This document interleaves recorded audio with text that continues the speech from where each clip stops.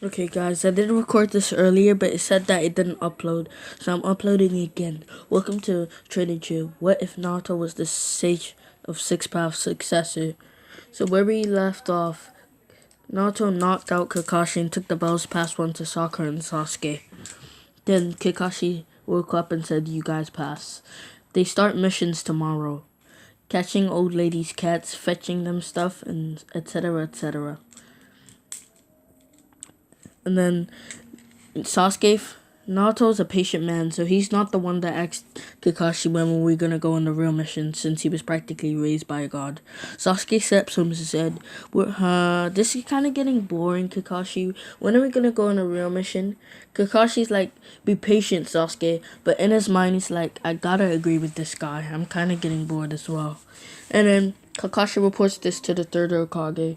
He says, third Hokage, my students are filing a complaint about easy of missions. Could we please get a harder one? The third Hokage agrees with this and gives them a B mission. So you want a harder mission, huh? Well, here you got one. I'm giving you a B mission. Here, come in. He speaks to the man outside the door. The man walks in drinking a bottle of wine. He says, so this is my team? Oh, look at that pale kid. Naruto kind of grits his teeth at this. Then he's like, oh, what are those orbs things flying around him? But Naruto blitzes behind, what's his name? Tazuna, and holds a kunai at his neck. You can make fun of me all you want, but if anyone disrespects my father, they're dead. And Naruto says this with such intent. Zabuza, why am I saying Zabuza? I mean, Tazuna nearly says, Tazuna's like, okay, I'm sorry, I'm really sorry. I won't do it again. In his head. Naruto pulls the kunai back into its sheath. And then he says, oh, so Jolene, you look good. The pink one with the big forehead. Huh? He says this in his head because he doesn't want anyone holding a kunai against his neck again. Then they start the trip. As Naruto, Kakashi, Sasuke, and Sakura are walking down, they see a puddle. Naruto spots this first, even before Kakashi. He's like, it hasn't rained for days. How is there a puddle? It's a drought. I may have not know a lot about the human world, but I know of what my father has informed me. It is doing a drought right now. Naruto informs Kakashi about this. Kakashi, don't you think it's weird that there's a water puddle and it hasn't rained for days? Kakashi is surprised about how Naruto noticed this, because even he didn't notice it until just now. And then Kakashi says this in his head. And Kakashi says, yeah. And Kakashi just nods using his chakra.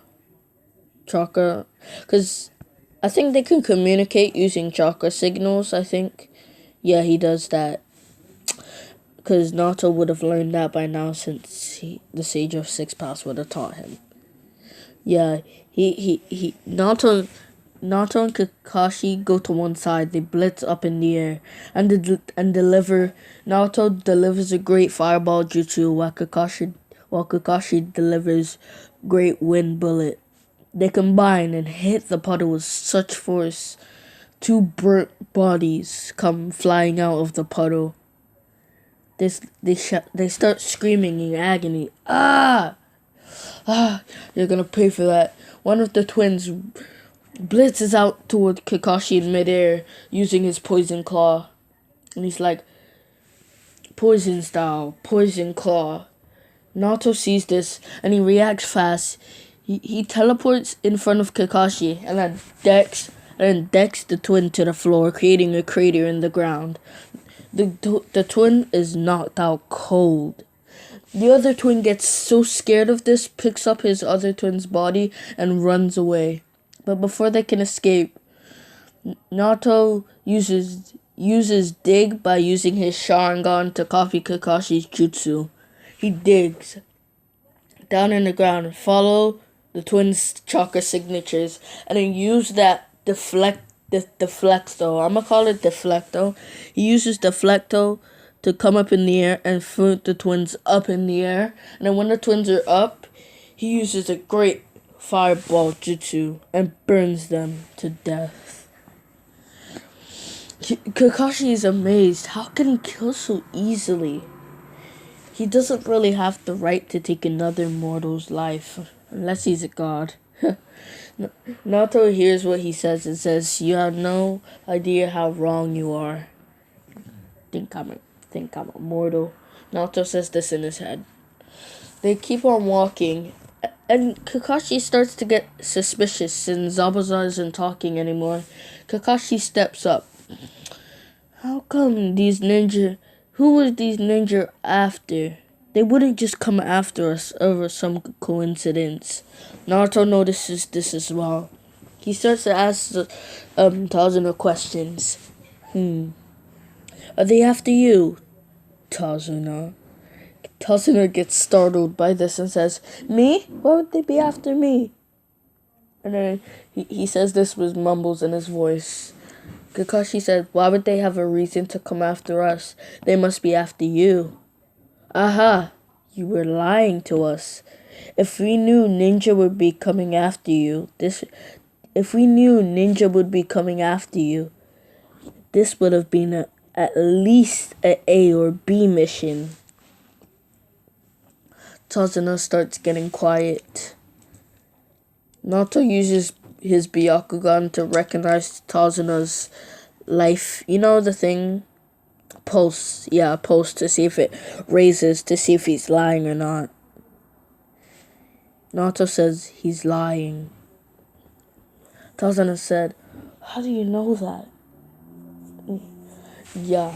And then Kakashi asked the team, "Guys, do you want to keep on guarding this guy, or do you want to return back to the village? It's not worth risking our lives." And then Sakura, Sasuke, and Naruto says, "We made a commitment. We must stick to it, even if we're putting our lives on the risk." Kakashi is proud of his team saying this, but is still weary for their lives. On the way, they're walking. They see a bunny. Naruto recognizes that this bunny has way more chakra than the usual bunny. He throws a kunai at it. The bunny dodges and goes into the tree. Then they see a sword swinging out of nowhere. It aims for Kakashi's neck. Naruto tells Kakashi to dodge. Kakashi dodges. It missed. It goes straight into the tree. Zabuza jumps on it and says, "Wow, good sensory abilities, kid. You're not so bad." I'm surprised the Geni can sense that. And then Kakashi puts his hand back to make the students go back. And he says, "Zabuza."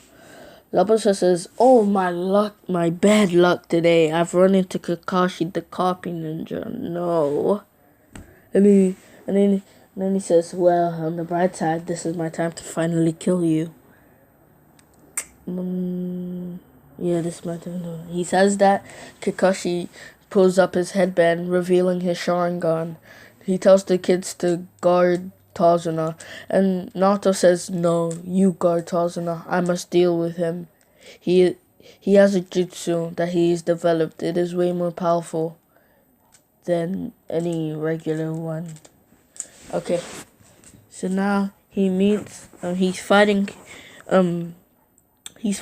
Zabuza with one hand. Zabuza's like, "How can a Geni manage me?" Naruto takes out his Rinnegan, using Ito Tensei to push Zabuza back into the tree, creating a crater. Zabuza starts screaming, "Ah!" Haku hears this and rushes to the battlefield. Naruto uses Water Dragon Jutsu on Zabuza and hits him. Zabuza goes flying through at least 4 trees.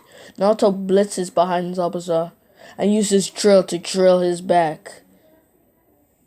Zabuza's like, "Ah!" And then Naruto blitzes once again from on top of Zabuza's head and does a fireball jutsu, nearly incinerating Zabuza. and then Zabuza falls into a tree, but Haku arrives just in time to throw 3 Zembon in Zabuza's head. Well, neck, kinda, neck, yeah, in his neck. Haku says, "Thank you for taking care of me. I must take him somewhere else to do my work." Naruto says, "Why not here, huh?" And then Naruto activates his Byakugan to tell if Haku's lying or not. Haku says, I don't feel comfortable doing it in front of you." And then Haku disappears. We'll be beginning next time. We'll be starting off when Kakashi needs to rest because of using his Sharingan overdose.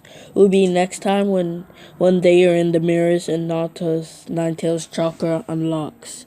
Bye guys. See you for part 4 of What If Naruto Was the Sage of Six Paths Successor, part 4. Bye guys.